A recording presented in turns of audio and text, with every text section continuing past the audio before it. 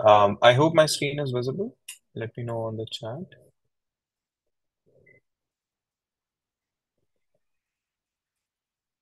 Okay, perfect.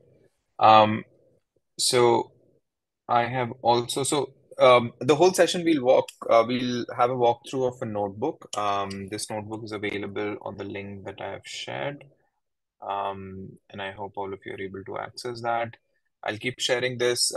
If somebody sort of joins a bit late, please feel free to sort of share the link with them so that they can also see the notebook as well. With that, let's start with the session. So the session, as you saw the intro, which is we're going to talk about three very important things about the Gemini API. The async feature, the concurrency, and the batching of the Gemini and the embeddings API. And I typically sort of call this as holy trinity of LLMOps because when you build systems for production, it's very important to have these of many. There are many things that goes in a production, and there's many things that you have to do. So I'm not saying that there's nothing else other than this. But these three things are very, very important aspects of LLMOps. And I'll also sort of talk about the scenarios when you would need that. This goes beyond a typical basic API and how you sort of do things. So that's the context of what we're going to talk about today. I'm Lavi Nigam. I'm a developer advocate and machine learning engineer at Google Cloud. I've been here for almost 3 years, work very closely with the Vertex API and everything around Gemini. And I love to do sort of different experiments. I'm unfortunately not on a lot of social media. I'm there on Twitter. I'll probably share that towards the end. I also don't have access to the chat right away, but what I'm going to do is I'm going to walk through certain things. I'm going to take a pause, and then we can address those questions in those pauses. In the meantime, if you have questions or something which is pressing, just feel free to sort of put this on the chat, and when I'll take a break in between, I'll come back and I'll address those things. I'll also try to sort of stay beyond the session, just to sort of address any questions that you have. And again, one more time, I'm going to share the link. If you have not seen the link, this is the link where the notebook is. All right, so let's start with these three things. And again, as you've seen, if you've attended, I'm seeing a couple of people who have attended my sessions before, so you have a bit of familiarity in terms of what is that we typically cover, what's the flow of it. One thing to note here is, and again, I give this sort of distinction way before that Gemini actually has two major interfaces. One is Google for AI developers, which is the AI Studio, Google AI Studio API, which is separate. What we are discussing right now is Google Cloud API for Gemini. So everything that you're seeing right now is essentially going to be useful for Google Cloud. You can do some of these things in the Google AI as well. So there's a lot of things that are very similar in both the platforms, but many of the things which are very specific to Google Cloud. So what this means and why this is important for you to know is the notebook that you see, if you want to sort of implement this at your end, you need two things. One, you need a Google Cloud account, and you can have an account which is either your personal account or it could be your company's account, but you need a Google Cloud account. And second, you would need a project ID. So unless you have a project ID, it'll be very hard for you to run these things. So these are two very important things to remember. And again, even if people are listening to this after the live session in the recording, please make sure that you're running this with Google Cloud. So you need to have a Google Cloud account as well as you need to have your project ID. Once you have a Google Cloud account, it's very easy to see your project ID because you will have, so for example, in my case, you can see these are a bunch of different projects that I have. And this is the ID that I'll sort of copy and paste here. So I'll just simply copy this from here. This is one of my projects, and I'm just going to copy it here. And then if I run through the whole cell, everything will run without any issues. The bucket, the GCS bucket or Google Cloud Storage bucket that we're going to use is again open to public. So you don't have to make any changes. You can just use the one that I have because I've made it open to public. So all the data is available. You should be able to use it. So we install the SDK, Google Cloud AI Platform. We install a couple of libraries which are going to be useful. We restart the kernel. We authenticate. So this is again very important. This authenticates from the Google Cloud account that you have. So it knows that, oh, you're logging in from this specific account. And that's why it's important because again, when we do enterprise level implementations and productions, you want to be in your own tenant. Your data would be in your tenant.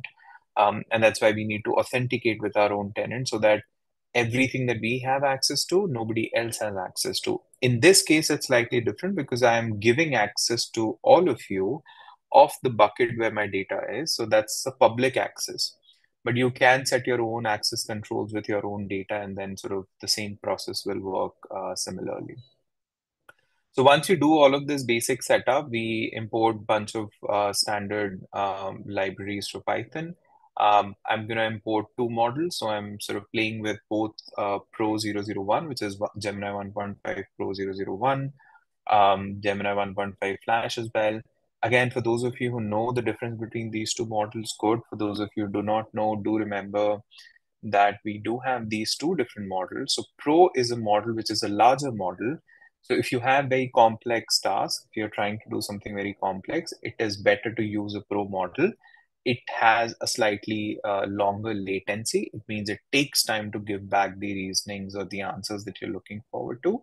And it is also slightly expensive. So if your use case demands a very complex reasoning and very complex task and very complex um, instruction sets and all, prefer using Pro. Flash is a smaller model. It is almost comparable to Pro in terms of performance, but it is not tuned for complex scenarios. So if your scenarios are simpler, even mid-simpler, mid-complex, it's fine. Flash is very fast, as the name suggests. So you'll see very low latencies with Flash versus the Pro. So again, choice is yours. Flash is also sort of cheaper compared to Pro. So your cost of accessing both the APIs are slightly different in terms of whether you use Pro or Flash. So again, the choice is yours. You can sort of either use Pro all the time or you can by default use Flash. And usually what I always suggest people is that, while we say this, you should experiment this at your end and figure out which one is better for you in terms of the use cases. In terms of the use cases that you are trying to solve. Then I've given certain data paths. These data paths are of public GCS bucket. And before we move further, in fact, I want to show you the kind of data that we're dealing with, right? So I have this data, which is again all publicly available alphabet level data. And this is sitting inside a production folder. And again, this is the exact GCS path that you're seeing here. So I have a prototype, production data, and certain data sets which are part of GCS. Now, you might wonder why GCS, right? Like some of you might be like, hey, why are we storing data in GCS? So GCS is just like any object storage you have in Azure, AWS, or any cloud vendors, right? So any object storage, the benefit, like I said before, is the access control. So this means that if you do not put the data in public access, in my case, I have done that. So the example doesn't hold true, but let's say you have a data and you want to sort of put access controls on the data. You would use something like a GCS bucket or Google Cloud Storage or any cloud storage that you have across many different vendors. And that's why I've put everything here. So we do not want to sort of load any data to Collab or to any other in that sense. In fact, we do not also want to sort of do any temp download of the data anywhere else. So overall, in the logic, you'll start noticing that I'm actually not downloading anything. I'm doing all the processing in memory from the data that is coming from GCS bucket. And this data is a combination of multiple things. So it has blog posts, PDF of different blogs, which are talking about something related to either Google, Gemini, or Google Cloud. It has earning calls MP3. So every company has earning calls that happens every quarter. Some of those are downloaded and produced as MP3 files. You have podcasts. Podcasts are again MP3 files. So you have a couple of podcasts as an example. You have videos of product launches. So this has all the Gemini launch videos that you have. These are all available in MP4. Then you also have reports. So these are quarterly and annual reports as per the year. So if I open 2022, you will see we have annual reports, we have earning call transcript, and quarterly reports. So that's the kind of data that we're dealing with, right? So again, what we're going to cover today is those three things that we talked about, which is the async, concurrency, and batching.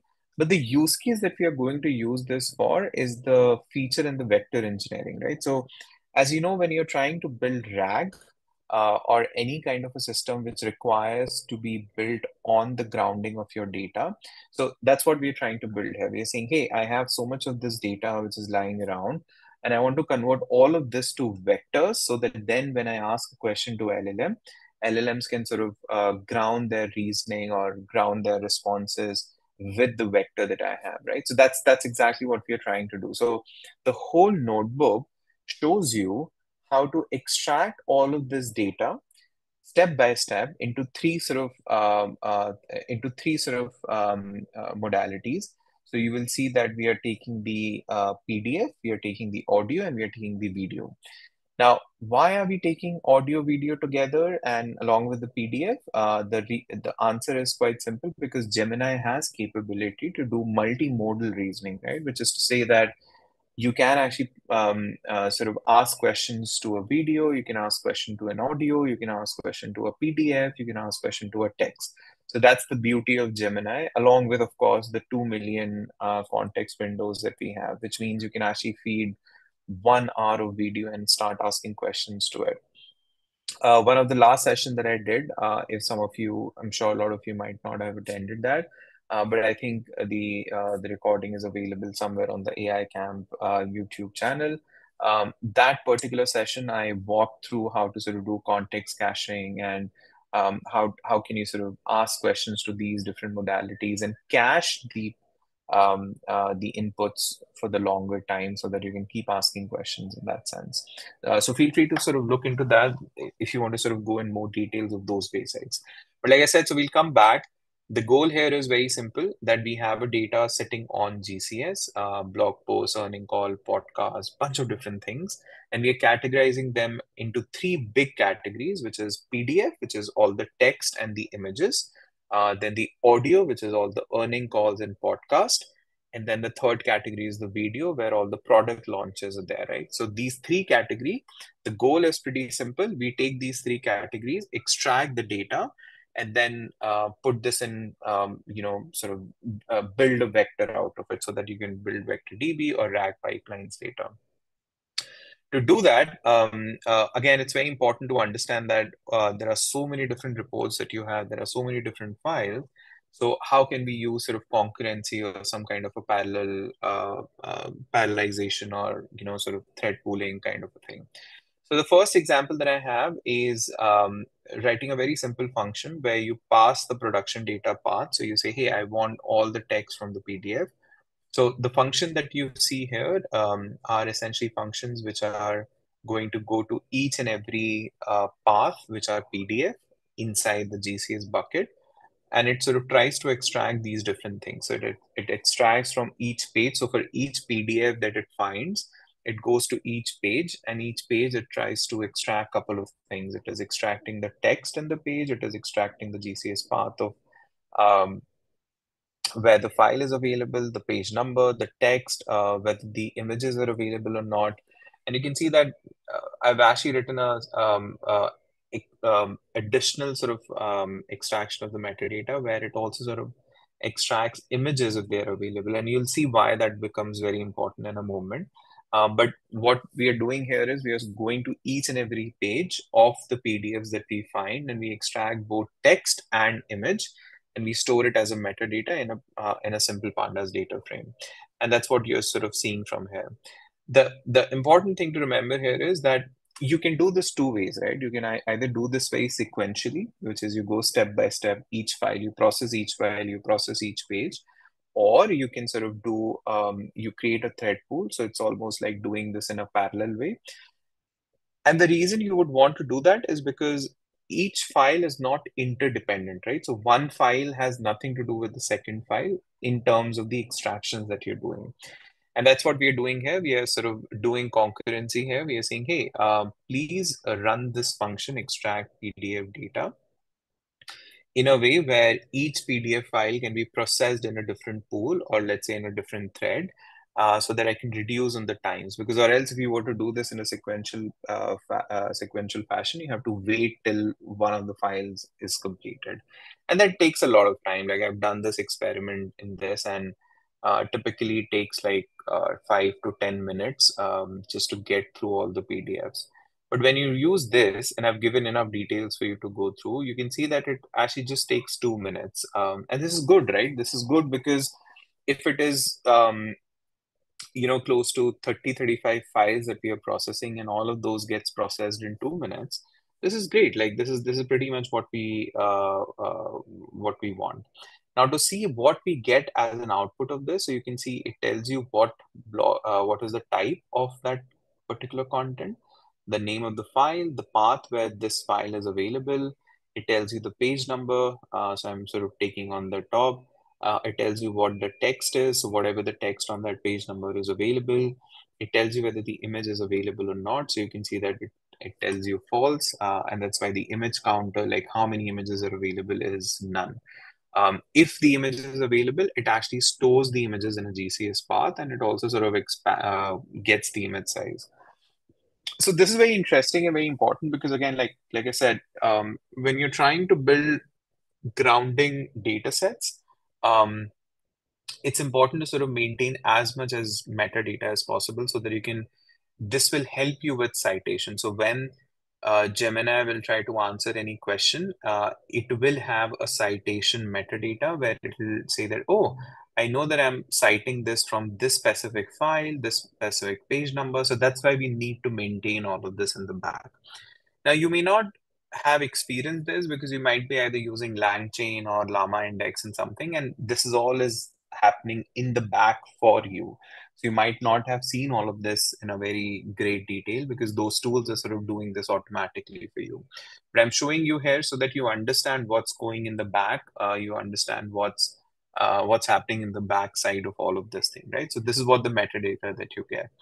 Now, if I do a filter with all the images that we have, so the top two example, you can see that there was no image, but there are sort of images in the documents. So annual reports have a lot of images. So you can see that actually it's true. So if I do that filter, I can see that in the blog post itself, specifically to page number 3, there is image available, and I can see the image GCS path, and I can see the image size.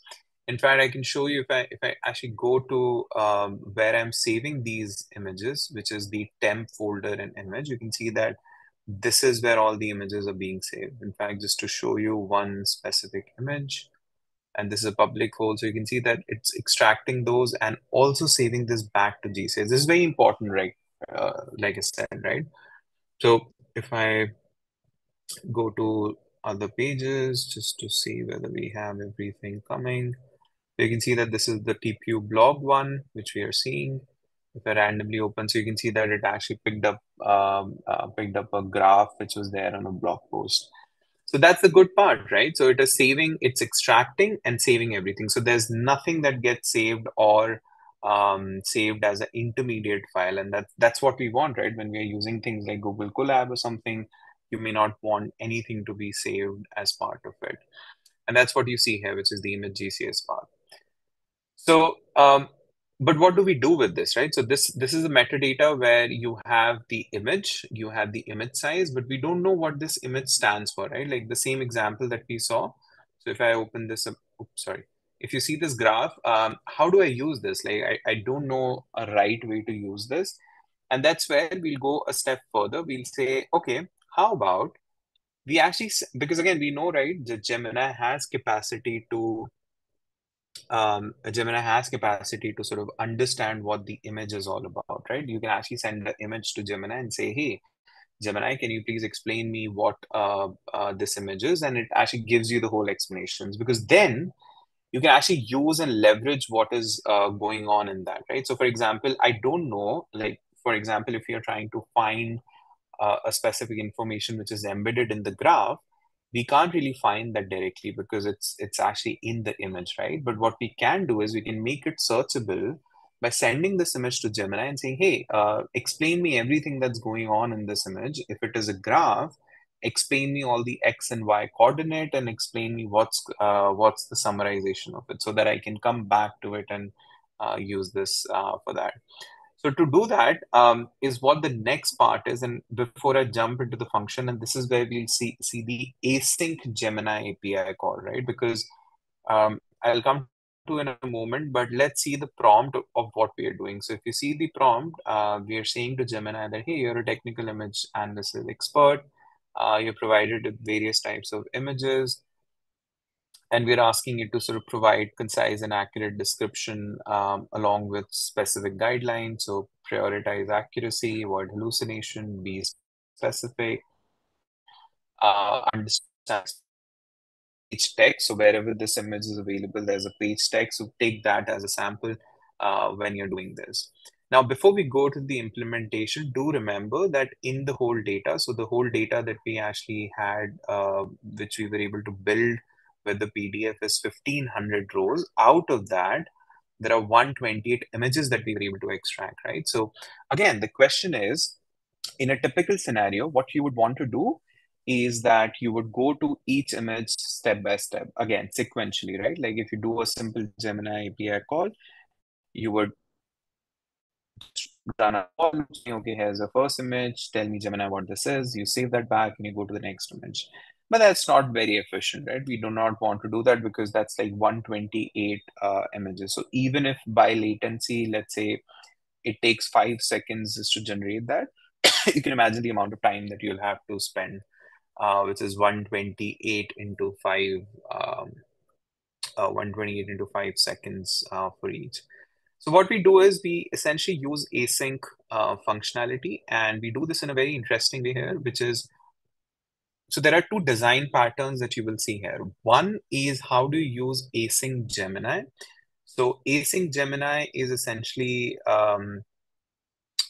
if you see this particular aspect, we are not calling simple model.generate or model.generate content. We are essentially calling model.generate underscore content underscore async, which means you can actually send multiple requests and it'll sort of do the async generation of this. So you're using a different API at this time.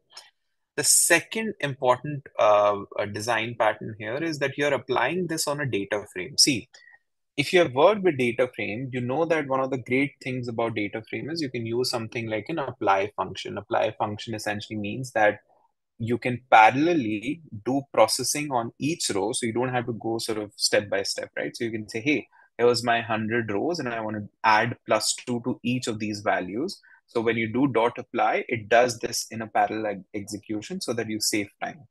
So we take the same design pattern because we said, hey, image data is a data frame and I have 128 images across the data frame.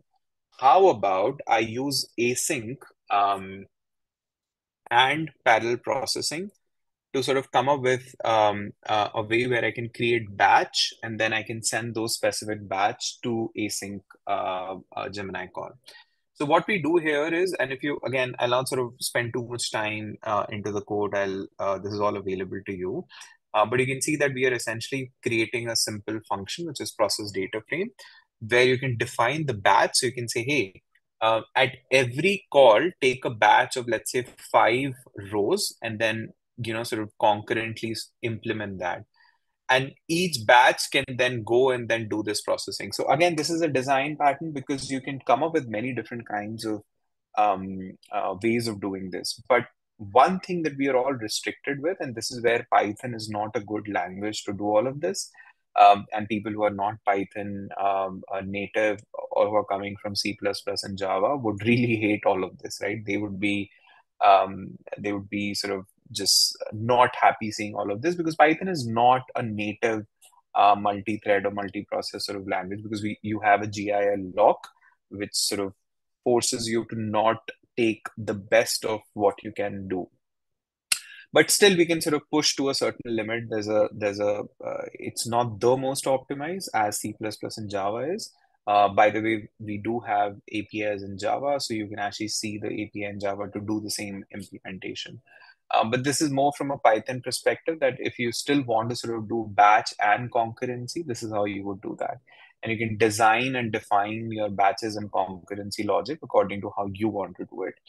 The way I've done this is I am essentially trying to sort of create batches, and then I'm sort of implementing this concurrently.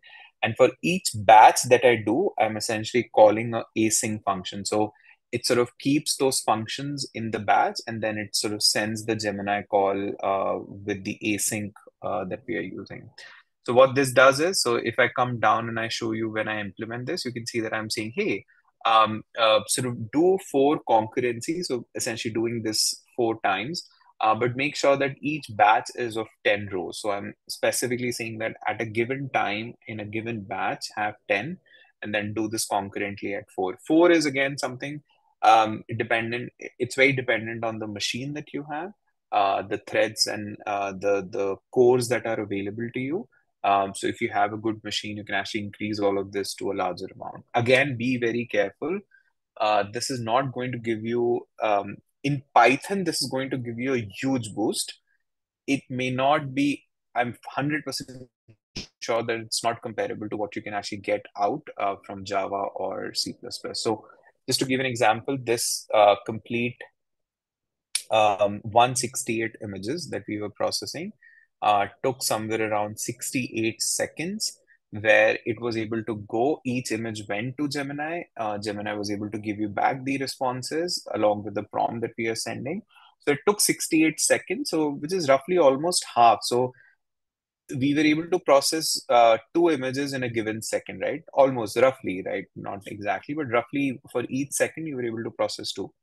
If you were to do this, and again, I gave you an example, right? If you were to do this sequentially, it will be like 2 or 3 seconds per image.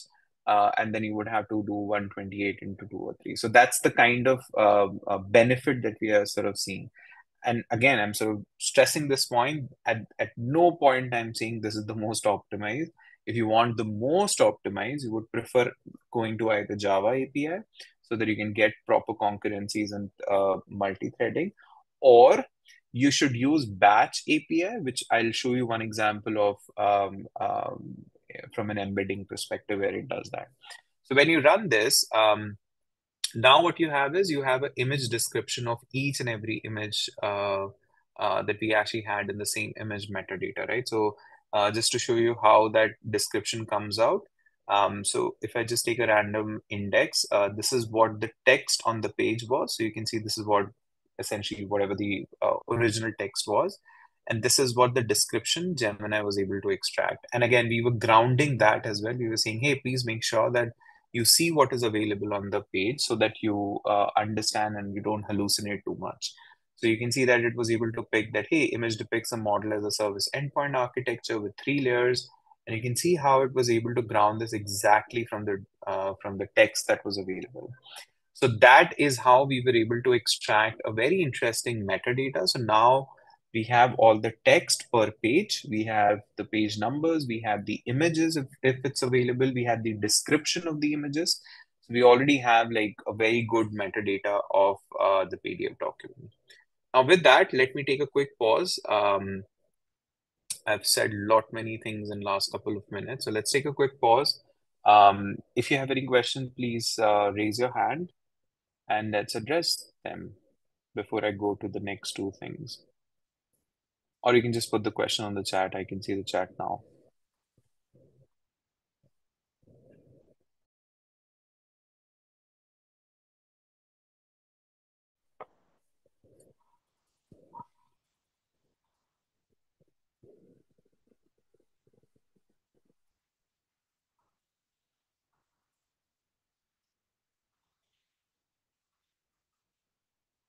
Any questions? Where is the grounded data? Oops, sorry. Where is the grounded data stored? Good question. So, are you talking about the data frames that you see here?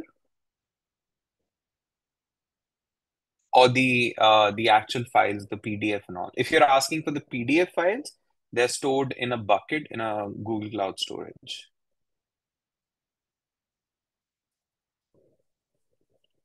If you're talking about the data frame, they're still in memory. We'll come to where this will be stored towards the end. We'll come to that part when we'll have the vector, the embeddings being built. I hope that answers your question, Rajkumar. Dimitri has a very interesting question. This uses alternative. Uh, um, uh, Not a good way to. I would not say that you need OCR. You definitely need, but you can also do something like this. So what I mean by that is, let's say you have a table or something. Let's say again you send this particular image to OCR. What OCR would do is it'll lose all the positioning data. It'll just give you all the text, right? It'll just give you 100, 750, 500, 250, and things like that. So it loses that contextual positioning information some lot of times. There are many OCRs which are good at doing that as well. So, for example, tables are there. It'll lose out those contextual positioning informations and stuff like that. So what you can do in those is you can essentially use Gemini where you can say, hey, here's the text. This looks like a table. Can you please help me create a dictionary that sort of maps everything and give you that? So Gemini is very, very good at that. In fact, um, one of the session, and again, I think the video of that is available somewhere on the AI Camp YouTube. I show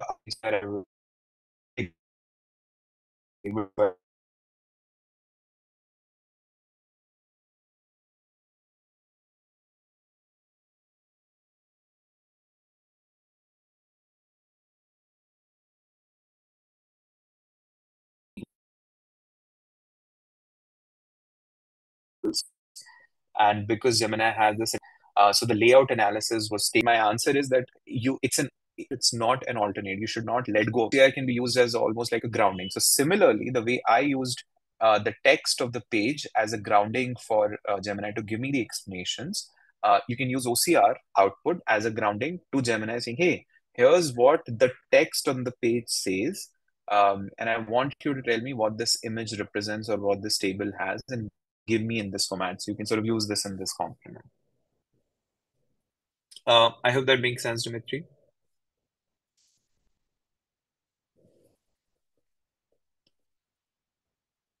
Yes, you can use the Gemini to understand document layout. Not very comprehensive, but a lot of simple layout analysis can be done. Um, yes, I'm talking about the PDF that will be later. Okay, I think I addressed that, right? So that is the PDFs are all in GCS. Um,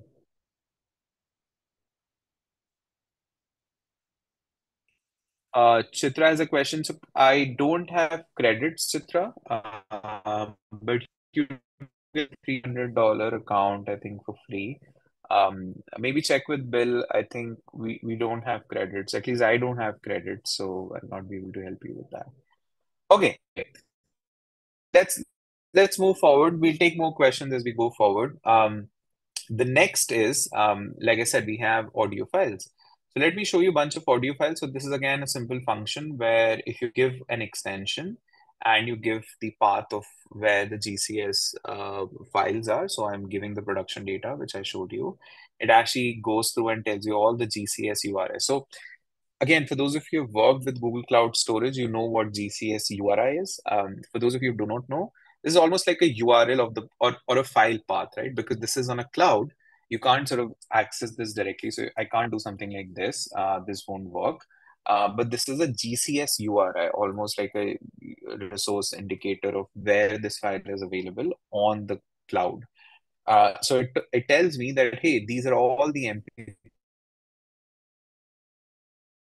roughly we have 12 MP3 which are available. So again, the challenge here is we need to come up with a way where I don't have to do this step by step. The other big problem here is that these are big files. These are earning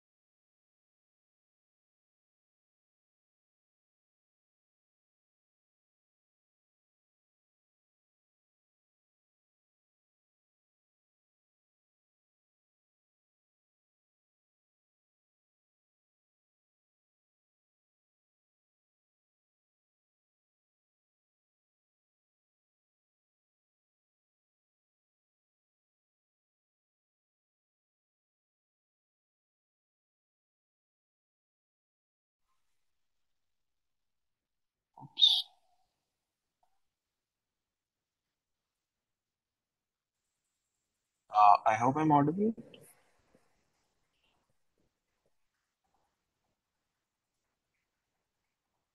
Okay, I think something happened. All right.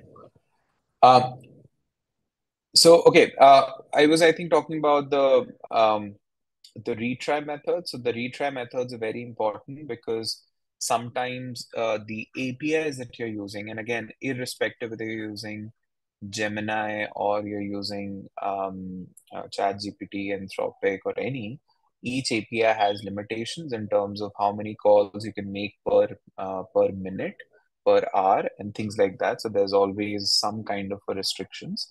And also, a lot of times when you hit, uh, when you hit these APIs, you don't always get successful, right? Some out of 100, maybe two of the calls will fail. You'll get some error and all.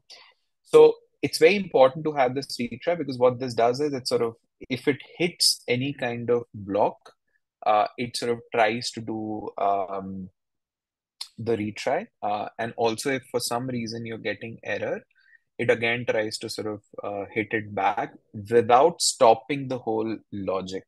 This is very, very important because sometimes when you're, let's say, processing again, let's say huge 50 files, you do not want to come back after 1 hour or 50 minutes or 30 minutes and be like, oh shit, something didn't work out and now I have to restart the whole thing. So that's why retries are very important here. And you can see that I'm actually defining stop after time. So even if you get error, you can sort of define saying, hey, keep retrying, keep retrying, keep retrying unless you get through it. And it gives all we are using the exponential back off, which essentially means that if you hit the blockage, it'll create those exponential wait, and then it'll wait automatically before it restarts the whole process of sending it so that you don't have to do any of those manually. So that's why this function sort of has that retry inbuilt, so you don't have to worry about the block and the restrictions of the API. Hey, But what? Levi, sorry, interrupt. Are you sharing screen? I cannot see a screen. Oh, oh, I think let me share it again. Yeah, now I can see it. Oh, I'm so sorry. Let me sort of. And Yeah, the audio is fine, broadcast right? like a 2 or 3 minutes. Yes, I'll cover this. Okay. So what I was talking about is this retry function. This retry function, like I said, each API has limitation in terms of how much can you call per minute. So let's say you can only call 60 times per minute.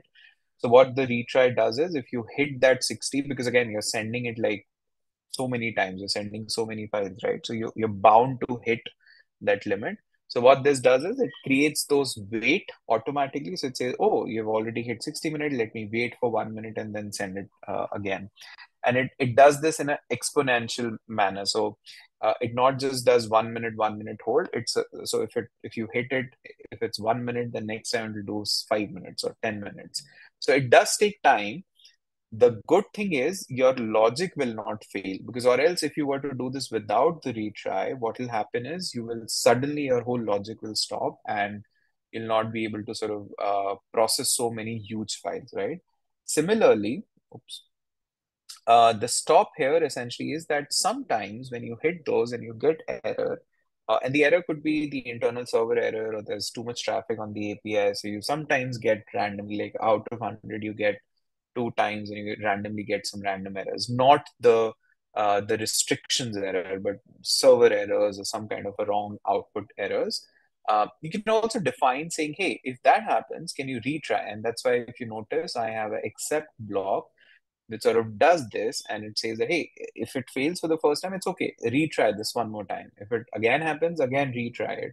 So you can set those numbers here so that your, again, the goal is your logic should not stop midway when you're trying to process so much of the files in one go. The other thing which we are doing here is this is the simpler implementation of batch and sort of doing the concurrency out of the data frame. So the previous example we saw was the example where we did this on a apply function in a data frame. This is where you are doing this just normally. You're saying, I'm going to create a batch and I'm going to do this as a concurrent level so that I can do this processing of the batch at concurrency. And that's pretty much what we're doing. So you have both the design pattern. If you want to do this across the data frame, you use the previous pattern. If you want to do this without the data frame, if you're like, no, I already have the files, I just want to process and maybe later I can put this in a data frame, you can do this. The reason we have these two different data design pattern is because data frame itself adds to the overhead. So some of you who have played with data frames, you would know that data frames also are overhead in its own term because there's a lot of memory that goes in maintaining the state of all of this. So it's your choice. Again, completely depends on you. My goal is to show you those design patterns and then sort of go from there. So this is the second one, which is without a data frame, does exactly the same. So when I show you the implementation of this, I first define the batch. So I say each batch should have 3 audio files. The concurrency, again, I'm sort of setting up at 4. Do remember, and again, when you play with this number on Google Colab, if you increase them or if you sort of change this, the problem is sometimes it goes for infinite executions or time when this doesn't make sense. Like you would say, hey, this is better than I can just do sequential.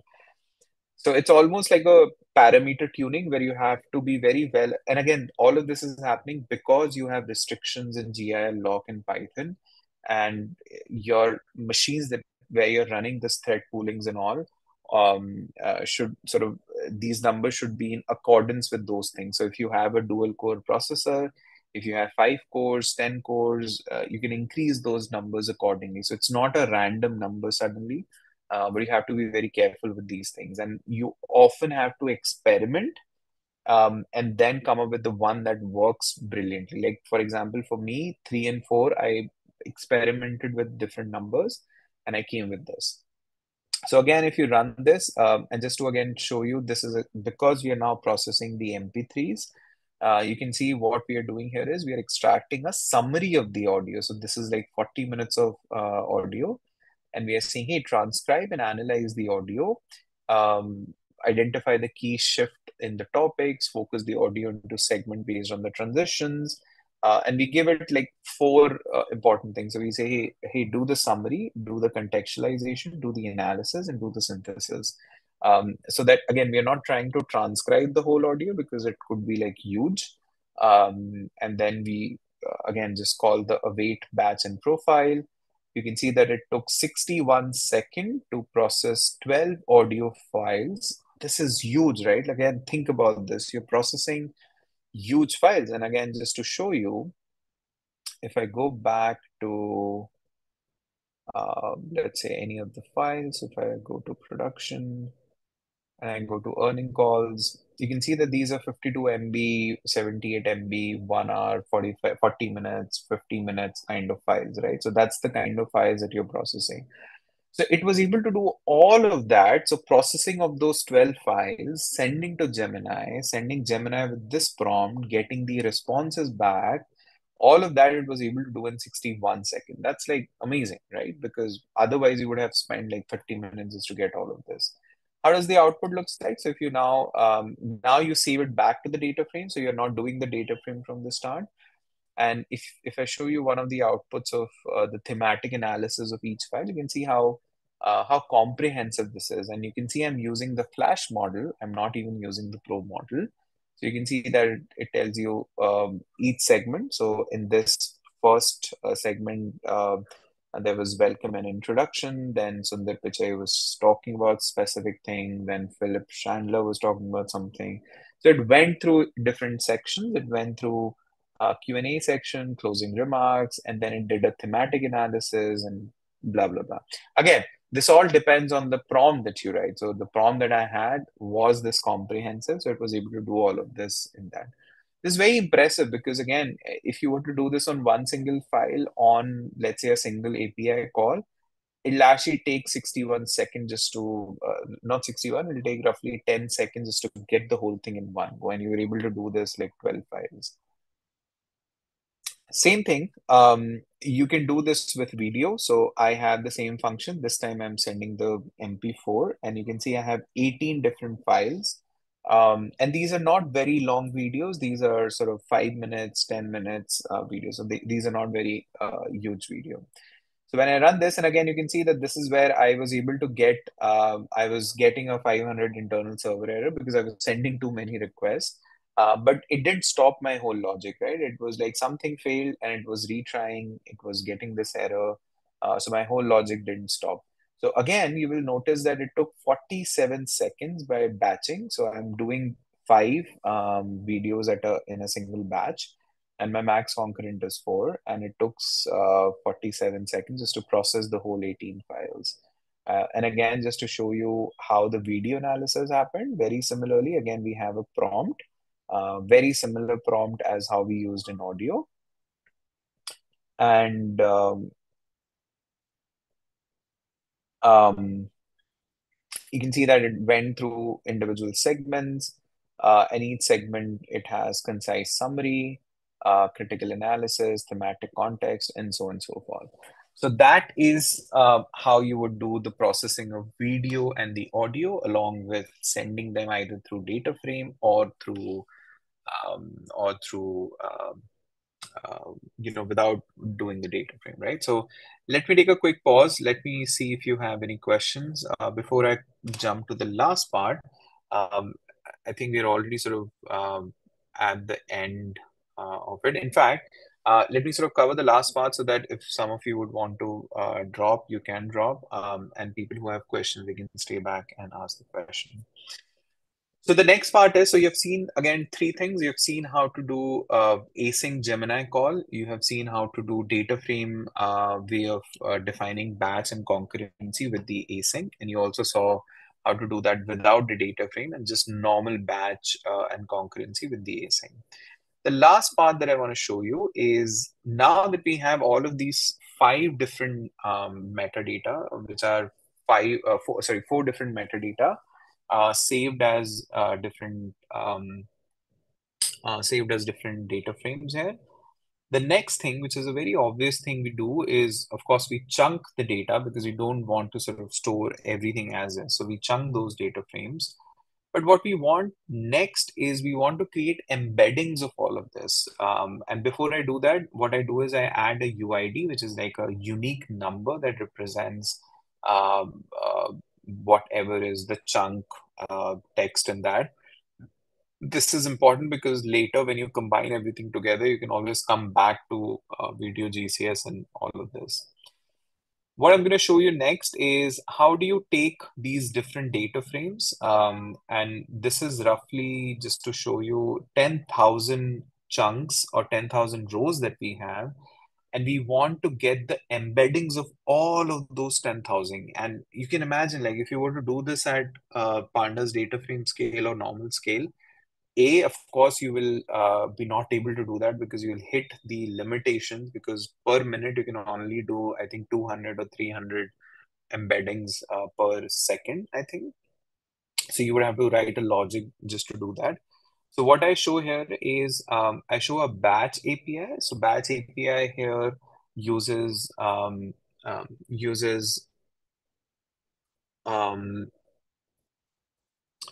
BigQuery to do this. So in order for you to do this, first thing you need to do is you need to create a JSON-L file. So if I open this file, you can see what we have is something that looks like this, which is very simply the content that you have, the content that you want to create, and then you send that content to BigQuery so that you can create the embeddings out of it. So this is where I'm sort of sending the whole combined data to BigQuery along with the embedding models. And you can see that it took 1 minute 35 seconds to process 10,000 rows. And finally, when I load this back, you can see that I now have the prediction column is the embeddings. And again, for those of you who know, why do we need these random looking numbers? Because later when you set up something like RAG or something, you need vectors and embeddings, and that's what you're able to do. So now your final data looks like you have a UID, which is like a unique identification.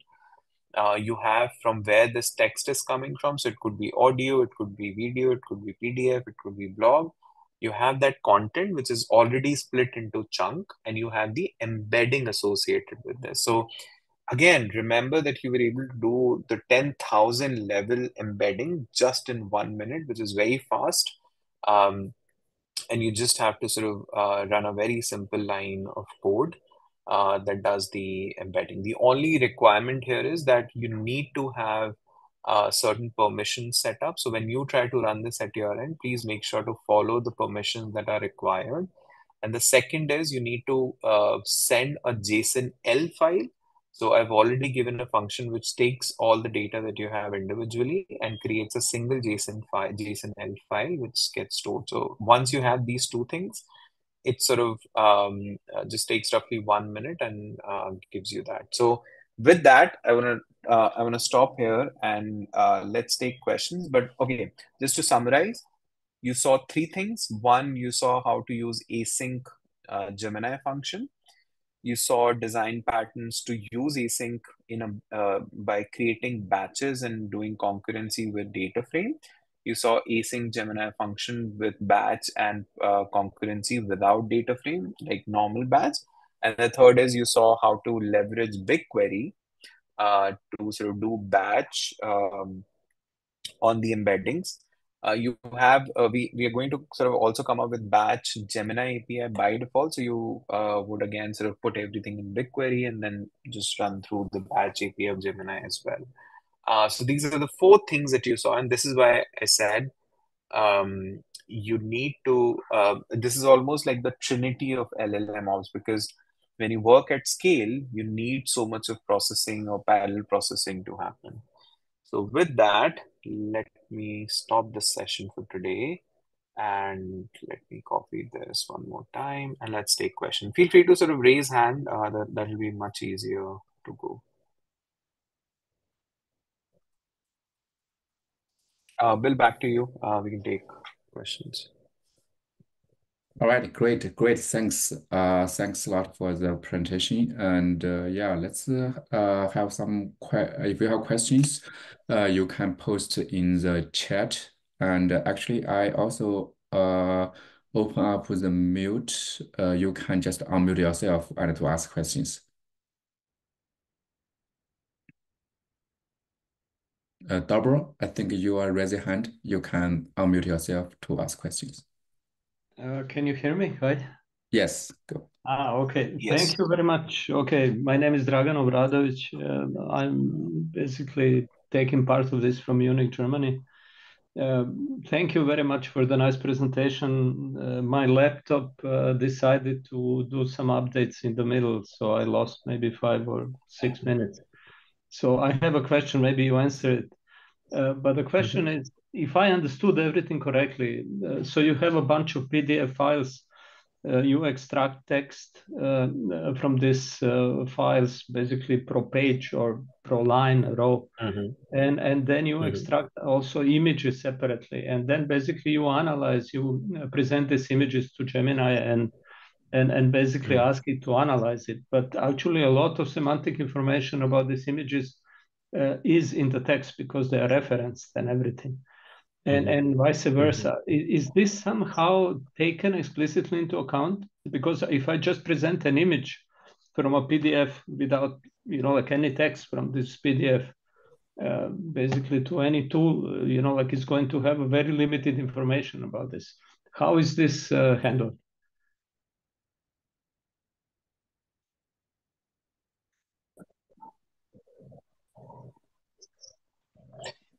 I hope you can see my screen. Yes, I see your screen.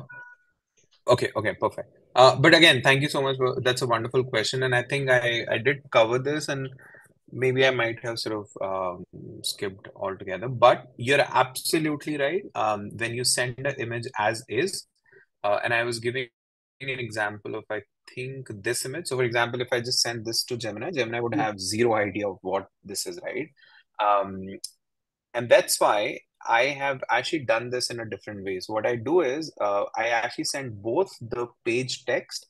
So this is what you see as a page text, and I send this along with the image, and then say, hey, Gemini, please make sure, in fact, if I show you the prompt, you can see that I actually add these two lines in the prompt itself, saying, please consider the page text to understand the context of the image. Now, I am only taking only that page context, but you can actually be more comprehensive. You can say, hey, why not just take that page? Maybe there's something in the previous page. Maybe there's something in the next page. So you can actually send everything together and then tell Gemini to ground the context based on that. But yes, absolutely, that's how we do it. And that's how I've done this. Okay, so theoretically speaking, you can search, like in the PDF, in the whole file from the references, all the references to this image, and then basically present basically these pages where the references are Right. together Right. with the image. Okay, so that's very good. Okay, thank you very much. Thank you. Thank you. Good question. Hello. Yeah, Dhanush, go ahead. So my question is very simple that is that we can create projects like a student can able to using your the Python notebook and doing a project along with your stuffs. Sorry, can you repeat? I think that was I couldn't understand. Can you speak a bit louder? I think I'm Yeah, not able to sure. hear you. My question is very simple that these kinds of stuff, these kinds of stuff we can use in the final year projects. Right. So your question is, can we use all of this in a final year project? Is that correct? Yeah. Okay. Yeah, yeah. I mean, sure. Why not? You would have to build a more so this is one of the features that I showed today. So this is not end-to-end project.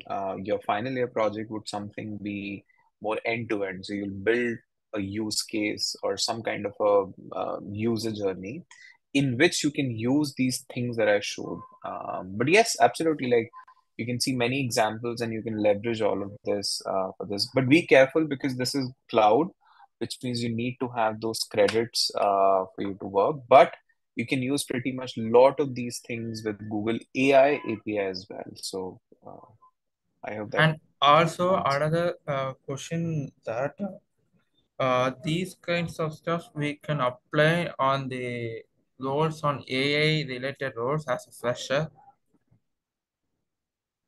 while we are learning these kinds of stuff and we done a project. After the project, we can showcase our uh, projects to the HRs and the similarity roles like AI related roles, AI engineering or ML engineering roles. But how it can be possible to accept of the interviews? Um, I'm not clear. Uh, uh,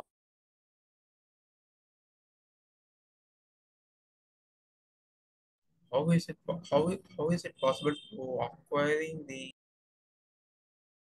is your question about how can you show those for job as well? Is that yeah. acquire the? Yes. Can you repeat your question? Sorry, or can you, if it's possible, if How you can write your question on the chat.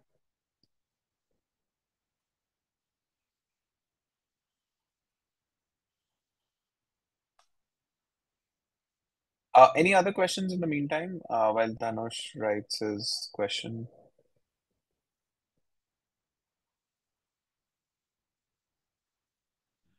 I have a question. It's Dragan Yes. Obradovic. Just a short question. Mhm. Let's say that I have basically dynamic database, so basically new reports are coming and everything. How easy it is to automate all of this so that every time that new piece of information comes, that is taken into account and everything, so that dynamically you process the data, like every time that there is a change in the data set. Yeah, I think again, a very good question. So there are two ways you can do I cannot hear you. I don't know. I'm sort of mentioning both from a Google Cloud. Am I audible? Let me check. Am I audible now? Yes.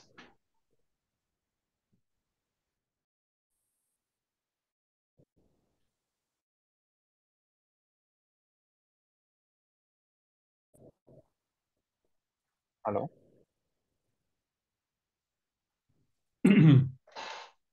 I can hear you from time to time. I don't know if you're talking all the time or doing something else, but I don't know if you have an audio problem or not. Okay. Not really Okay. sure. Now I can hear you. Okay, you can hear me? Okay, sorry.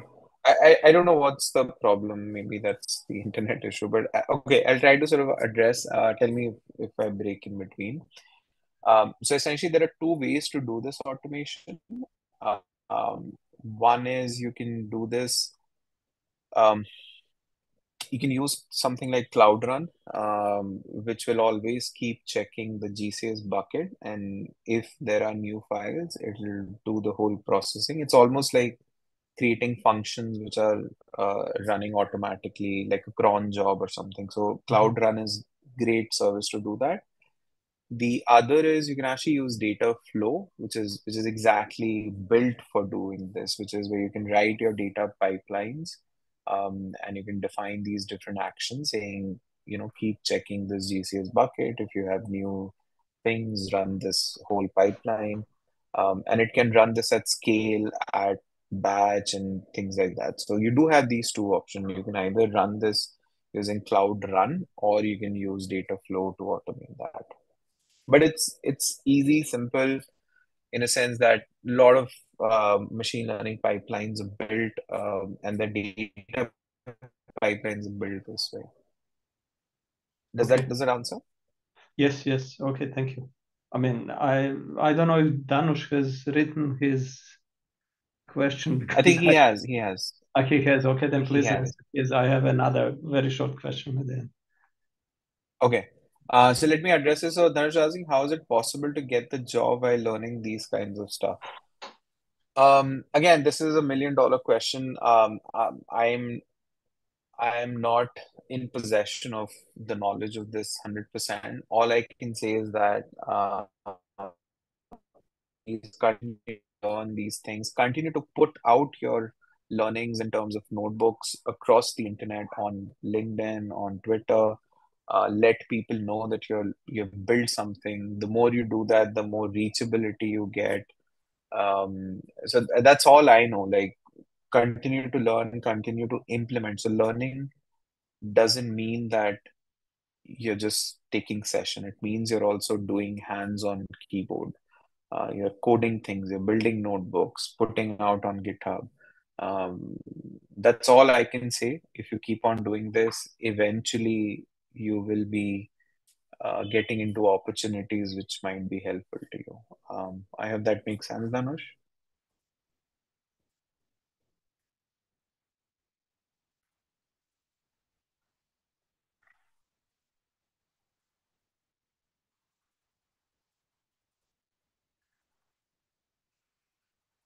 All right. Are you there, Dhanush?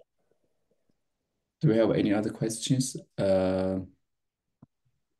I think Yeah, there's one more. I have Okay. Okay, if go no one ahead. Go else, I ahead. mean, I asked two questions. If somebody else wants to ask a question, please go ahead. That's fine. Go ahead. We probably can take the last questions. Okay.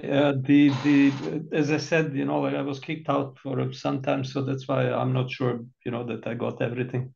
Let's say that basically your database is relatively large, like a lot of PDFs, files, a lot of videos, audios. So you're going to produce a lot of data, and like is part of this. Before you ask any question, like are you applying this retrieval augmented generation, or or basically you're relying, like on the size of the query, which is so large that you can almost put, like everything that you have. I mean, was this a part of your presentation today that, like, okay, you have prepared the data vectorize it and everything, but is RAG needed or not?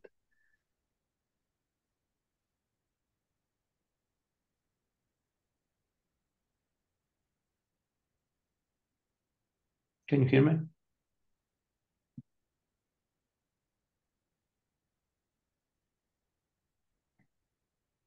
I can hear you. Hi, Lavi. Are you still there? Can you hear the questions?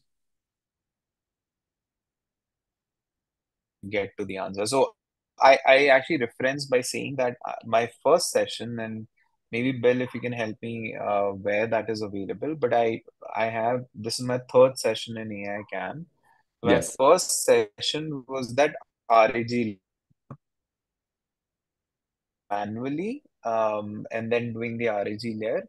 This session is just the extension of that, where I'm saying, okay, let's do this in a different way. And then the RAG layer you can see in the first session. Okay. Okay, good. Thank you. Thank you very much.